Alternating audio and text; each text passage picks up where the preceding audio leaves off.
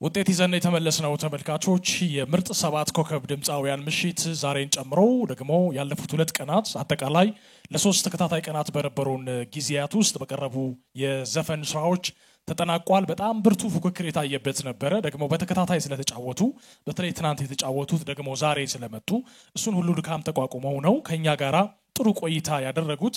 ይህንኑ መሰረት በማድረግ ባቀረቡት ደግሞ የድምር ውጤት አብዛኛው የዳኞቹ ነው። የህዝቡም ድምጽ ግን በተወሰነ መጠን ነጥብ ባለው መልኩ ውጤቱ ተሰልቶ ወደኛ መጥቷል። ከዛ በፊት ግን የህዝቡን ድምጽ ብቻ እናንተ በ8841 ለለቱ የሰጣችሁትን ውጤት እናስቀድማለን። መክብብ አሰፋ 12431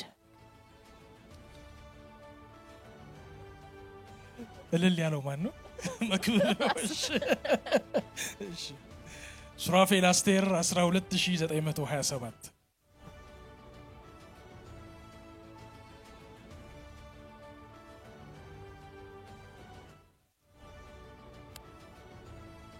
ዮሐንስ ሸቱ 16182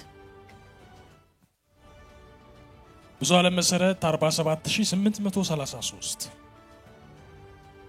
ፍቃዱ ታደሰ 13485 ራይል ተሬሳ 11001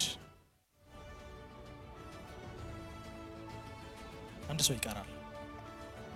ግዛቸው ወርቅነህ 40800 ይህ የምሽቱ የህዝብ ድምጽ ነበረ። አሁን ደግሞ ዳኞች ባላቸው ሙዚቃዊ መስፈርት ለክተው እኛ ጋር ያለው ወረቀት ተመልካቾች ቢያዩት ሲደመር ሲቀነስ ሲባዛ በጣም ብዙ ቁጥሮች የተደረደረበት ነውና የዳኞቹ ነው ቀጥታ ብዙ ጊዜ ወደኛ የሚመጣልን። ስለዚህ በጣም ካልኩሌቲቭ በሆነ መንገድ የተሰላ ድምር ውጤት ነው የምንነግራችሁ። ድምር ውጤቱ ግን ኦርደራቸውን አይደለም አይደል የሚገልጸው? ያገኙትን የነጥብ ቅደም ተከተል አይደለም የሚገልጸው። ስለዚህ እሱን ግምት ውስጥ በማስገባት የኤንቢሲ ታለንት ሾው ምርጥ 6 ኮከብ ድምጻውያን ግዛቸው ወርቅነህ፣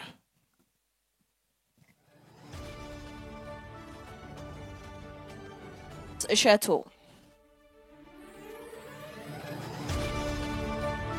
ራሄል ተሬሳ፣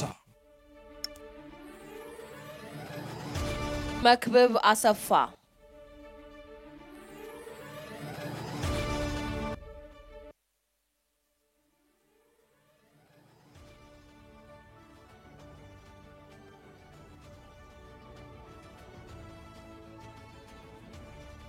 የኤንቢሲ ታለንት ሾው ምርጥ 6ኛው ድምጻዊያችን ፍቃዱ ታደሰ ደረጃው ሳይሆን ከምርጥ 6 ውስጥ አንዱ ማለት ነው።